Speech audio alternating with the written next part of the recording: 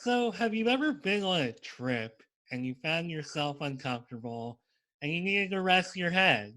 And all you had to use were a hoodie or a sweater or a jacket, and you scrunched it up and you did everything that you could, but you just couldn't hit the sweet spot and get comfortable?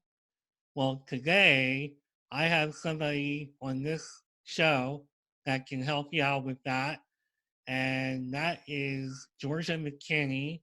She is the inventor of the Flight Fillow, and she is somebody that I actually met through the Collaborate app of all things a few years ago when I was trying to figure out how to monetize Instagram, which I probably need a lot more lessons than the off the cuff lessons that I took. But her and Georgia and I, we worked together on that project, and it was really cool and fun. And somehow we've managed to stay in contact through social media. And Georgia is here on Mark My Words today. So welcome to the show, Georgia. How you doing today? Good. Thank you so much for having me. I'm really excited to be on your show.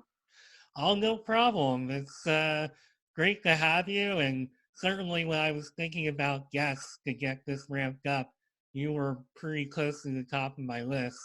You have a Oh, very interesting background and you've done a lot of really cool stuff, especially when it revolves around the flight Fillow. And I know that this is something that you're doing and have had pretty good amount of success while working a 9 to 5 job. And we're going to talk about yep. all of that today.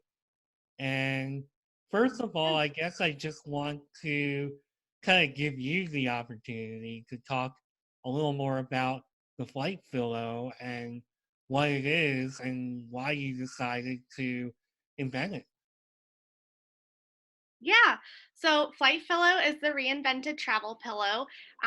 Basically, it allows you to turn any hoodie, sweater, or jacket into a neck pillow. It gives you all the benefits of a neck pillow without any of the hassle. So the Flight Fillow, it fits in your pocket, it's machine washable, and it adjusts to your own comfort.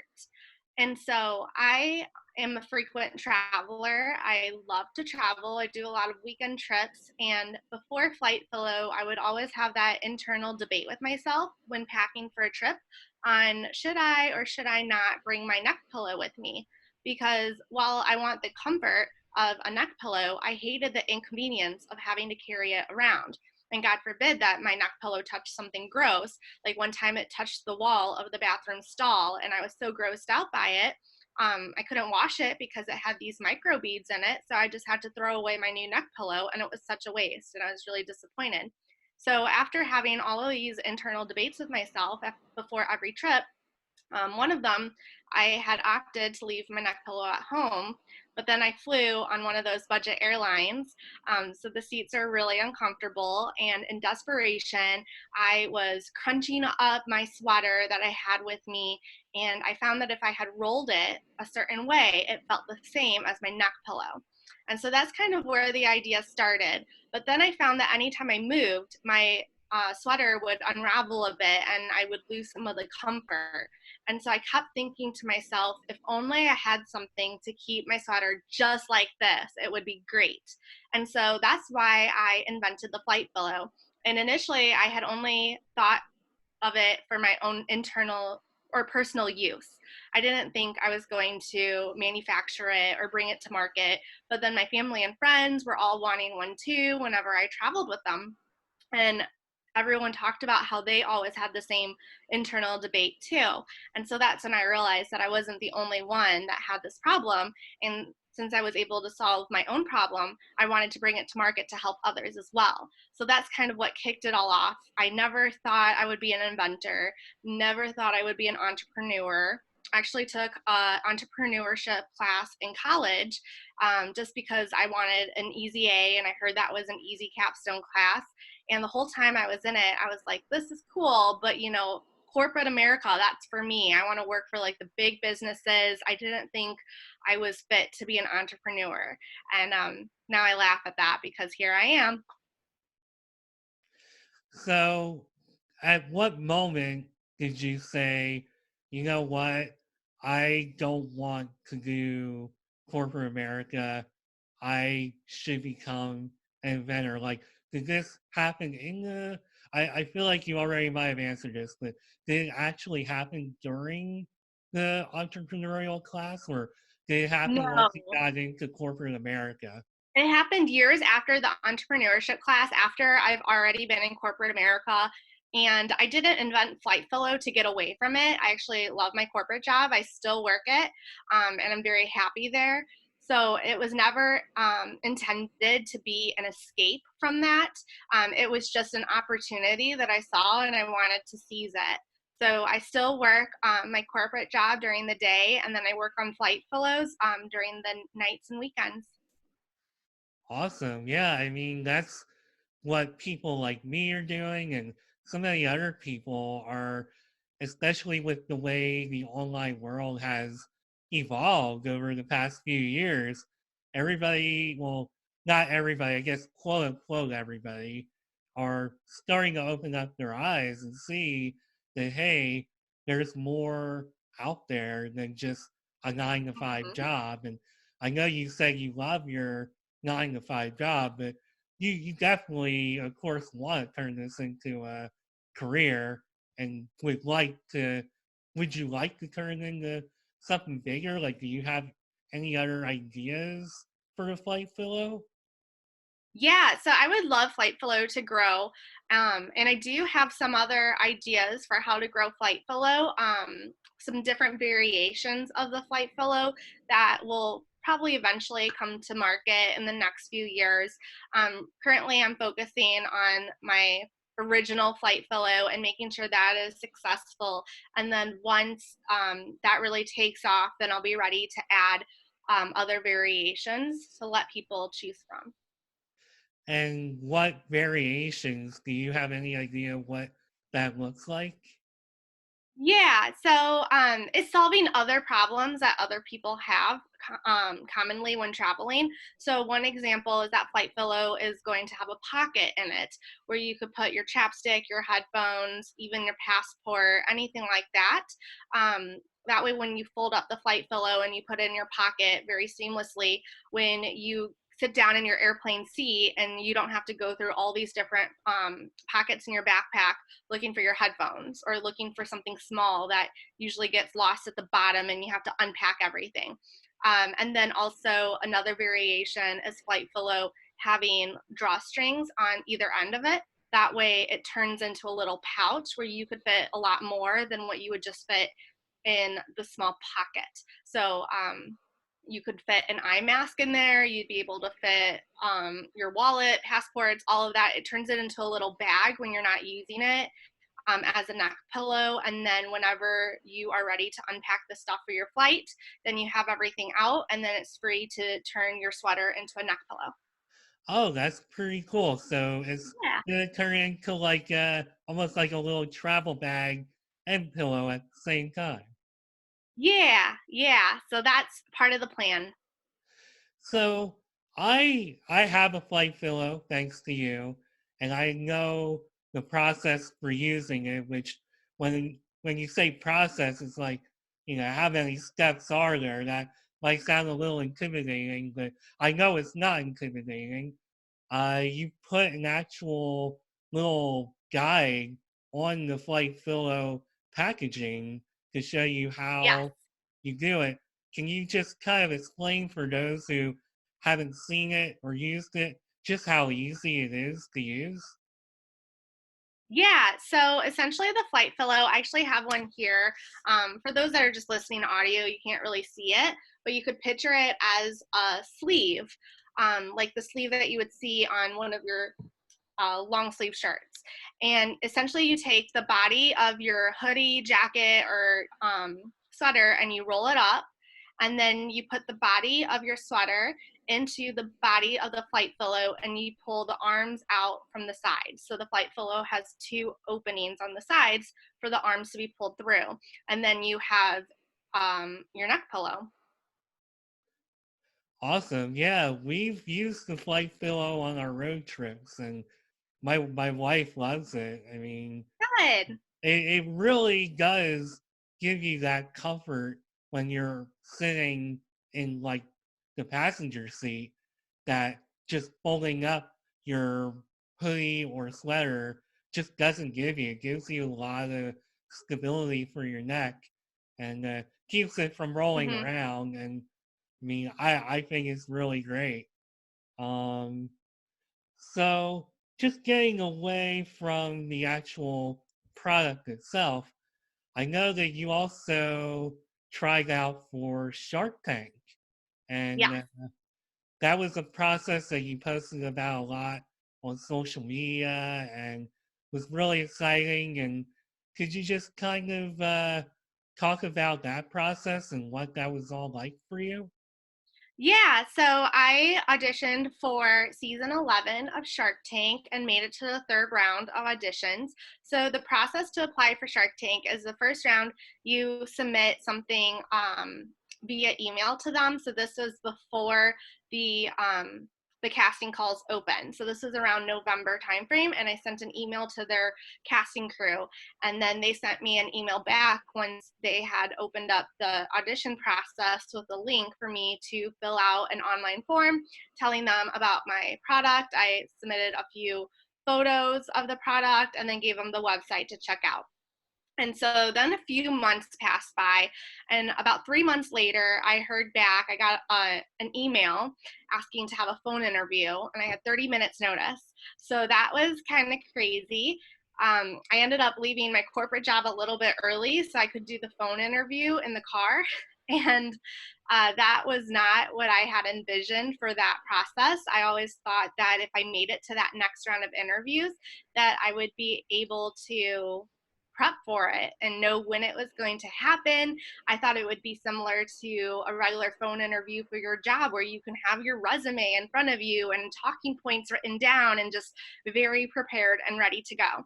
But due to the 30 minutes notice, that was not the case. And I ended up just having to wing it in my car. And after that, they moved me on to the next round, which is the third round, and that is a video audition. And so they email you a list of questions that they want you to answer during your video. And I had 4 days to film it. So essentially, they said they wanted to have it in hand within 7 days, and I had to physically mail them a USB. And so, in order to make sure it got to them in time, I only had 4 days to film it, edit it, get it all done. And I'm not good at filming. I don't have a professional video camera, don't know how to edit anything. So I panicked a little bit, but I was really excited for the opportunity. And the opportunity just taught me so much too. And so I always knew that I wanted to wear a Flight Fillow t-shirt during this audition video. And I thought that I would have a lot more notice before that too. So I didn't have anything already created. And turns out getting something professionally created, it takes a lot longer than 4 days. And I needed to get started on the video right away. So I ended up having to think on the spot, and I went to Joann Fabrics and I got one of those plain t-shirts and some iron on paper and printed out the logo and ironed it on myself that night, just so I could have a Flight Fillow t-shirt to wear in the video. And so then I answered the questions to myself. Like, I wrote down what I wanted to say to answer the questions that they wanted to go through in the video, but being able to say everything I wanted to say right away in the video without much editing, since I don't know how to do that, turned out to be a lot more difficult. And so I basically just had to wing it on the spot as I was filming the video. My brother, that's in high school, ended up editing it for me. So thankfully, he's a little bit more tech savvy than I am. And we had it ready to go. And I had to send them the USB with the video and some samples. And they had about 40 pages of questions in addition to that that I had to fill out as part of the application. And those are just asking you all about your numbers and stuff like that that they ask you on TV. Although I always thought I knew my numbers, but when I was filling out that application, I had to basically Google a lot of terms as I was filling it out because I didn't know what half those terms that they asked about were. It's something that I would have preferred to run by either my intellectual property attorney or even my CPA to kind of help with that stuff. But because of the quick turn and working on it over a weekend, I just had to give it my best shot. And then I sent it off. And then after this experience, I knew that the next round, which would be a live pitch to the producers, would not give me much notice. So I started to prepare. So I had meetings with like my CPA to go over all those questions that I wasn't sure about, and being able to have those answers prepared and be confident in the accuracy of them. And then also getting displays ready in case if I were to go on the show, you have to bring your own displays. And I learned with the t-shirt that I wouldn't have the lead time that I need for those. So I went ahead and ordered those ahead of time too. So it turns out I did not make it to the fourth round. The video audition was my last one. So I did not use like the displays that I purchased, but I still have those in case if I go to like a trade show or an expo later. And I am auditioning for season 12 too. So maybe this will be my chance to use everything. But it was definitely a nerve-wracking process. And I wasn't able to share about it on social media as it was going on because they tell you through every step that you can't disclose where you are in the audition process until I either make it onto the show and they give you the okay, or until I'm out of the audition process. So it wasn't until after I had found out I was not moving on that I was able to share that process on social media. Holy cow. I know that it's a lot. that is a lot, because when you were talking about this process on social media, I'm like, oh, so she just shows up, shows them how the Flight Fillow works, and boom, they're just gonna decide. It's not like that, is it? No. Yeah, it Wow. was very nerve-wracking. I had no idea what I was signing up for when I had initially sent that email to audition for Shark Tank. I had no idea what I was getting into when I asked that question. Holy smokes, man. But a lot of that stuff you talked about is really important with the intellectual property and all that other stuff that the laws behind it. I mean, that's really important. And I actually, you can correct me if I'm wrong, but when that process was all said and done, kind of remember you saying, "Whew, not doing that again." But it sounds like you are. Yeah, I mean, I was definitely relieved once the process was over just because it was so nerve-wracking. And once they tell you you're moving on to the next step and you don't have a lot of time to figure it out, it's definitely um, it's a sprint. And so when I did find out that I wasn't moving on, I was relieved that I wouldn't have to like get ready for any more sprints. But it's been almost a year since then, and I feel like I've really grown, both as a person and like also my business too, since where I was last year. And now that I know, at least up until the third round, what to expect, I feel a lot more prepared and ready to go in. Already have those professional t-shirts made. I'm actually really glad to hear that you're going to try again, because, again, I love the product. So I think it's great. And I think you're on to something really good. You're continuing to think about the branding with the t shirts and everything else. I'm really glad that you're trying again. You're continuing to push. So, Thanks. I appreciate your support. yeah, not that I'm your life coach or anything, but as somebody who loves the product and supports what you're doing, I'm actually really glad to hear that. Oh, Um, thank you. so one thing that you talked about that I'm really interested in hearing more about is just the patent and the intellectual property process of that, because we've all, one time or another, have thought about, well, I'm going to invent this and I'm going to do that. But it's a whole nother thing to actually come up with something tangible and Mm-hmm. really do it. And anything to do with the law, as somebody who's taken copyright law in college and has actually taken some other law classes, like I know how serious that is. Um, can you just talk about the process that you've gone through with the patent and what you Yeah. had to do for those who would like to know, like me? Yes. So when I first made the decision to bring Flight Fillow to market, I didn't want to put it out there to the world until I had my invention protected, where no one else could take it from me. Because I know that if a big business, let's say another neck pillow manufacturer that has a ton of capital and funds to take it and run with it, that they could get a lot further, a lot faster than I could. And because I don't have unlimited funds or a ton of resources or even the know how, I knew I needed to protect that idea. That way, no one else could try to beat me to it. And it would give me that runway and the time that I needed to make it into what I know it can be. And so I didn't know anything about patents when I first came up with Flight Fillow. And so I just Googled a lot. And I learned that the first step is to do a provisional patent. And that's where you get the patent pending title that you hear referenced a lot on Shark Tank. And a provisional patent is valid for up to 12 months. And so once you decide to go the provisional patent route, you have to decide, are you going to file it yourself? Are you going to hire an IP or intellectual property attorney to file it for you? And then there's also companies out there that will help you. They're patent agents. So they're not patent attorneys, but they've taken the bar exam and they passed without going to law school. So they can help you with certain filings, but they're not the actual attorneys and they're cheaper.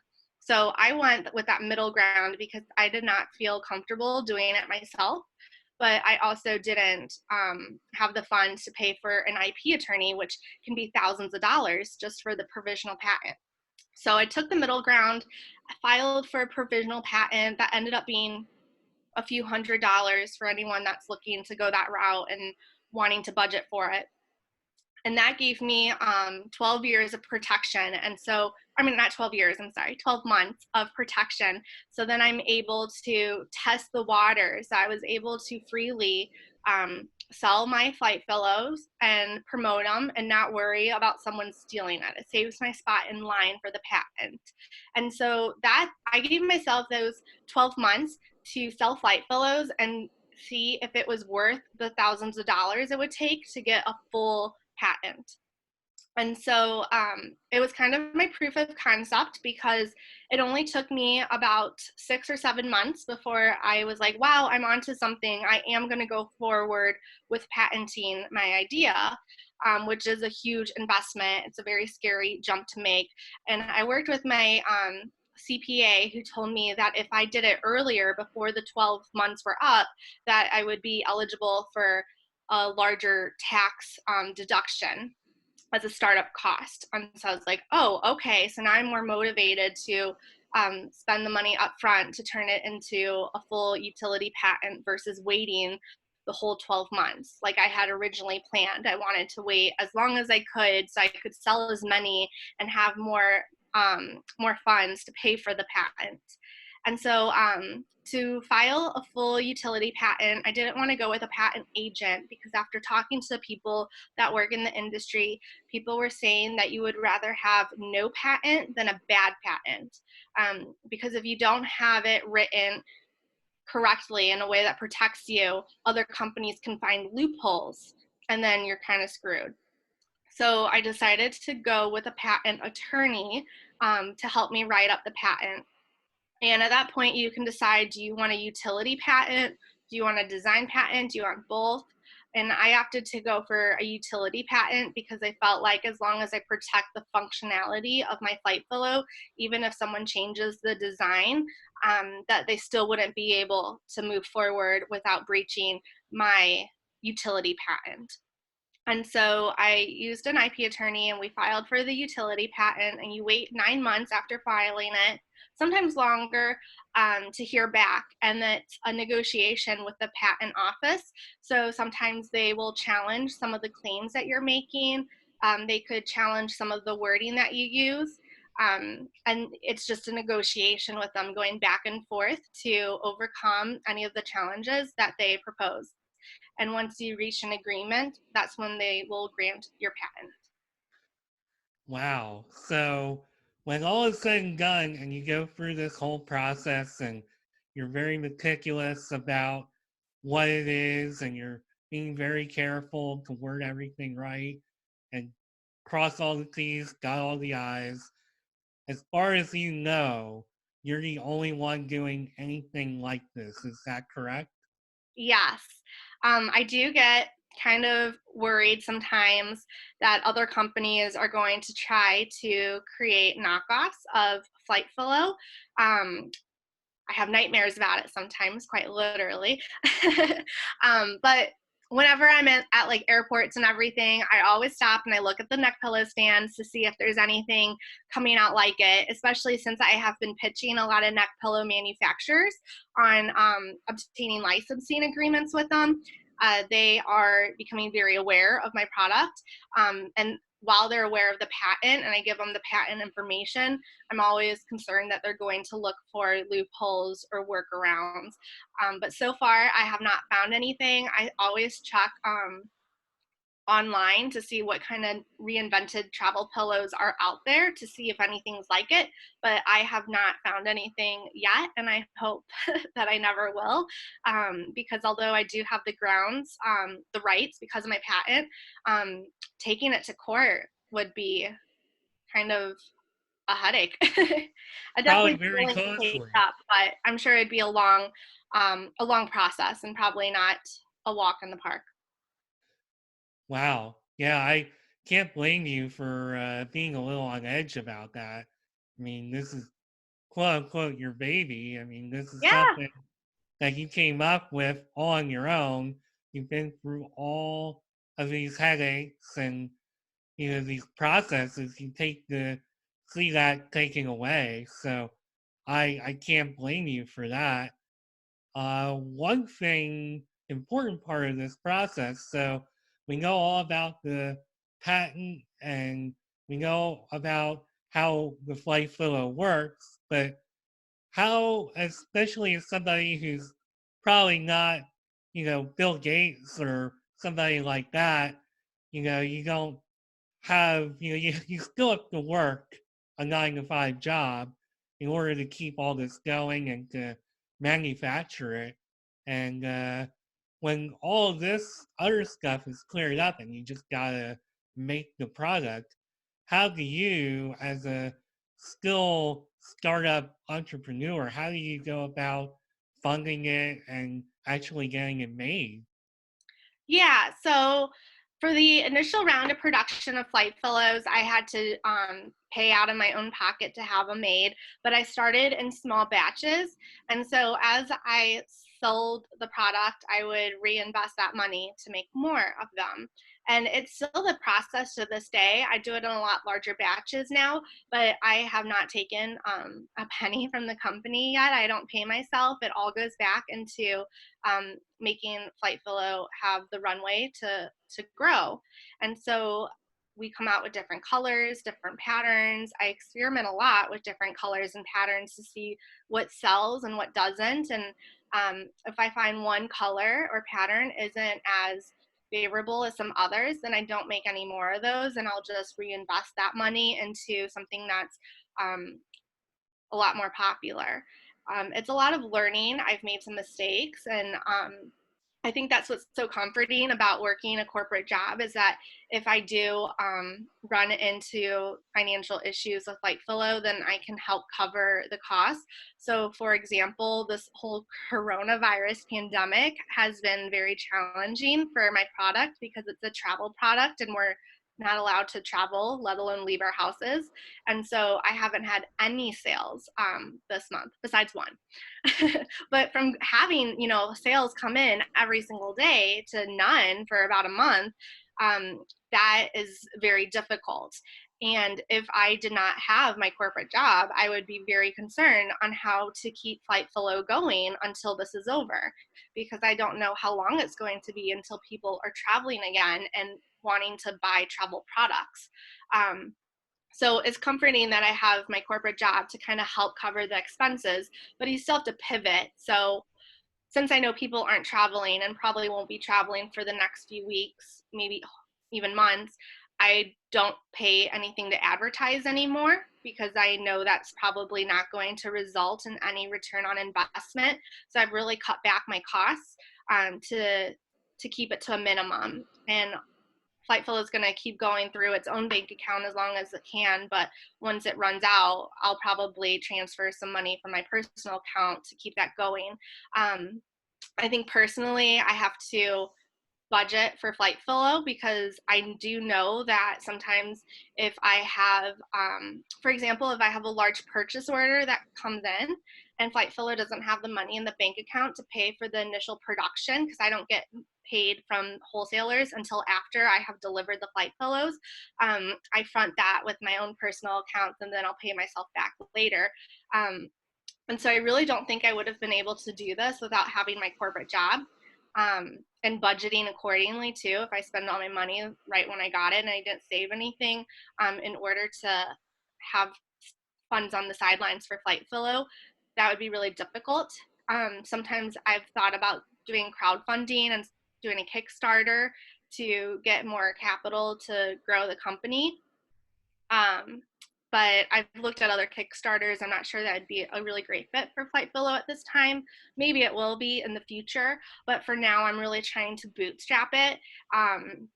And I think it's a good motivation for myself too, because I'm like, man, if I can really get Flight Fillow to take off and sell hundreds a day, then I wouldn't have to even budget to have money in my personal account, on the sidelines for Flight Fillow if it needs.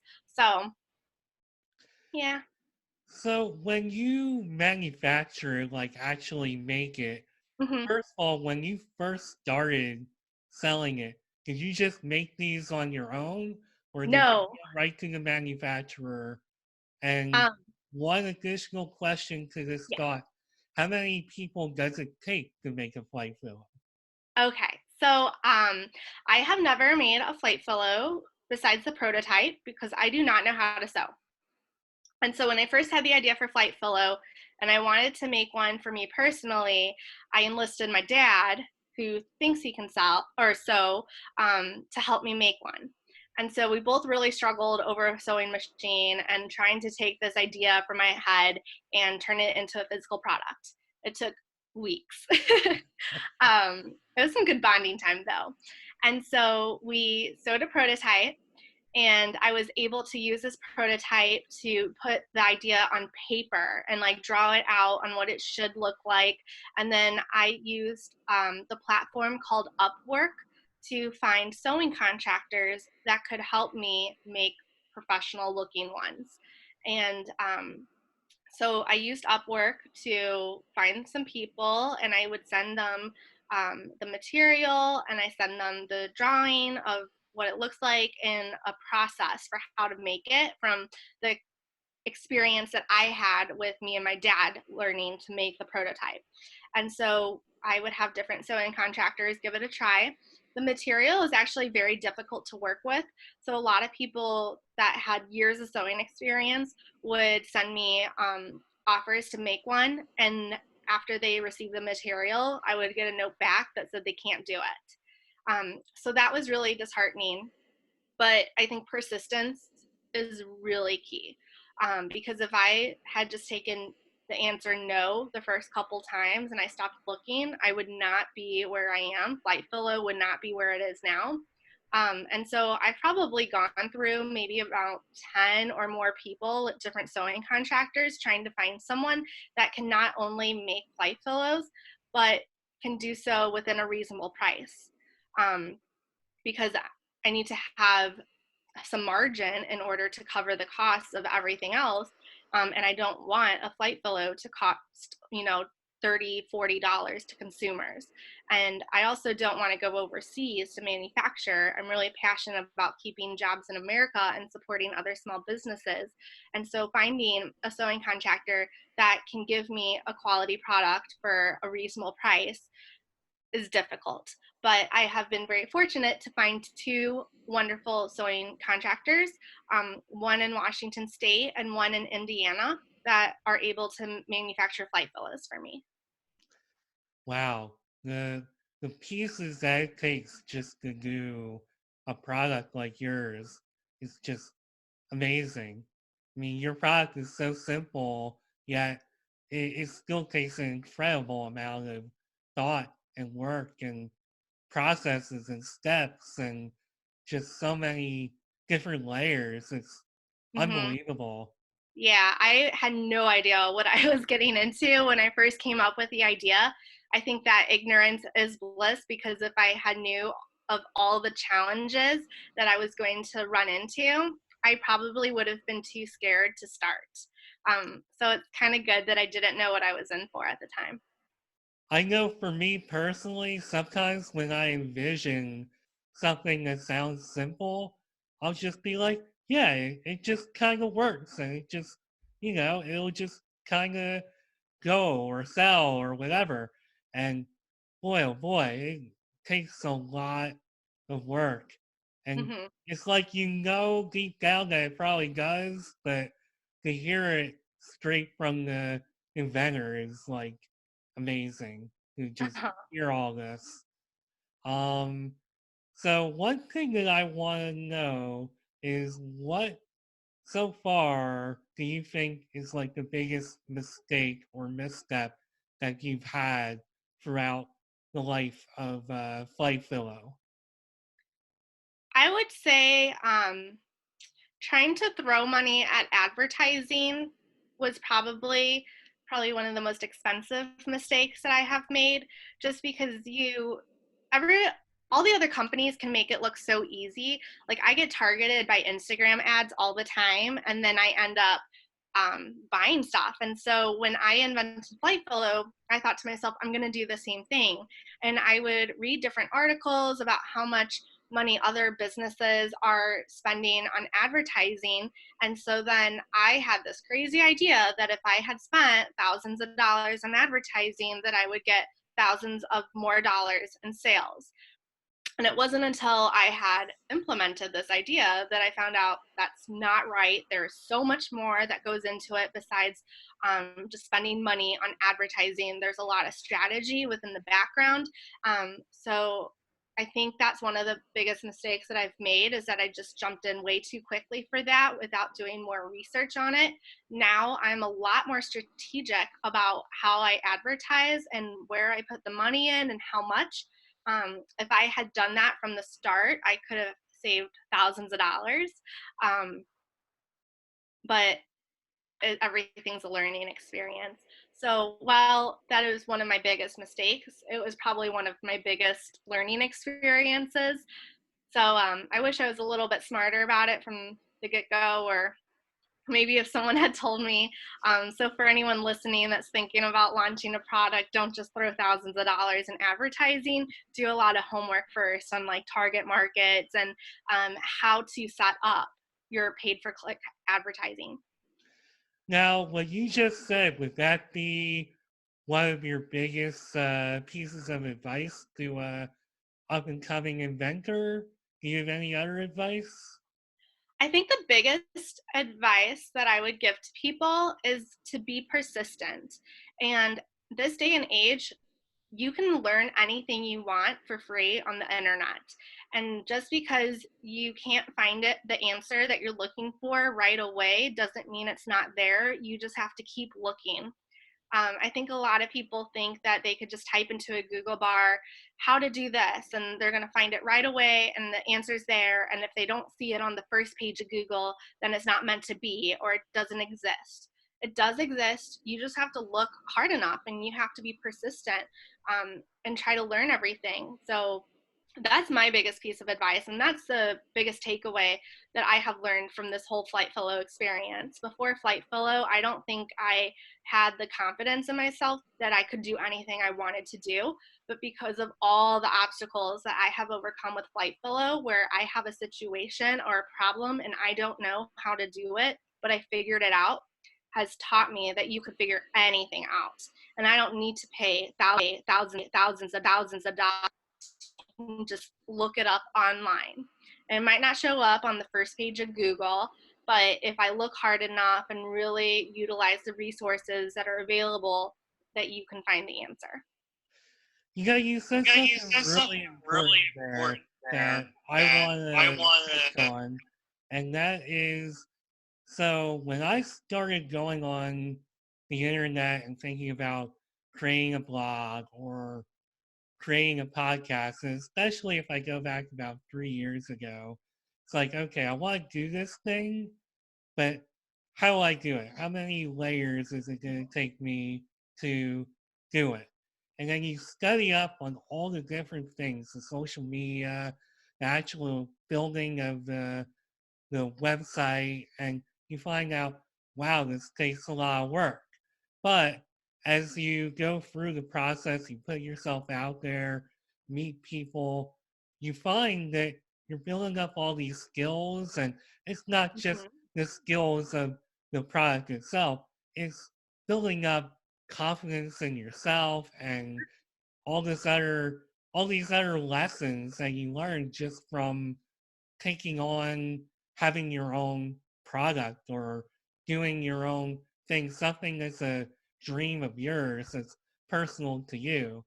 And I think what you said there was really important because I've gone through the same kind of thing with all the side hustles that I've done, including this podcast. It's not as easy as just going to Google and saying, "Oh, I just need a mic and whatever," and it'll just work because it takes a lot more than that to create podcasts. And I'm still Mm-hmm. learning. I don't know it all, and I'm sure you kind of feel the same way. But I'm sure you feel like you've grown tremendously throughout this journey. Would you say that's accurate? Very accurate. But even then, I know that I still have so much more growing to do. Oh yeah, no, I know it. I'm only at the beginning of this part of my journey. I know there's Mm-hmm. still a lot more to learn. Uh, so one thing that I do want to learn and teach others is how can they get the Flight Fillow? Well, Flight Fillow is sold on our website, which is www.flightfillow.com. And it's Fillow, like a fillable pillow. And we're also available on Amazon Prime, which I'm sure most people have. Fantastic. And then they can find you on social media. They can find you on Twitter, Yes. Instagram. Yep. Everything is at Flight Fillow. So on Facebook, Twitter, and Instagram. Fantastic. Well, it's been awesome and mind blowing. I think my head is still spinning from all the amazing information that you gave on the process for the patent and manufacturing and just your journey in general. And maybe I should end by saying, what's the future for you in Flightville? I know Shark Tank, I know you mentioned that there's some more product that could be put into place. Anything else that you envision for your future? I would love to get Flight Fillow into airports. So that is one of the goals that I've been working towards right now. So hopefully one day you and other listeners will be walking through the airport on your next trip after the travel bans are lifted, and you will see Flight Fillow at the newsstand. Well, I'll know that I truly know somebody famous when I see that flight fellow at the airport next time I take a flight. So, whenever you do get to the next season of Shark Tank, good luck to you. I'll be pulling for you. And Appreciate it. hopefully, we'll see you on TV and hopefully you'll be a big winner, and hopefully Mark Cuban will be talking about how awesome you are, and hopefully That's we'll the see goal. all that. So, Yes, yes. Fingers crossed. well, Georgia, thanks for taking time out of your busy schedule to talk to me. I know we both had to do a lot of coordination on both ends to make this happen, and believe me, I really appreciate the time, and I wish you nothing but the best. So, thank you for being on Mark My Words. Thank you for having me. Appreciate it. All right, everybody, that's it for now. We'll have another episode coming up soon. Thanks for listening.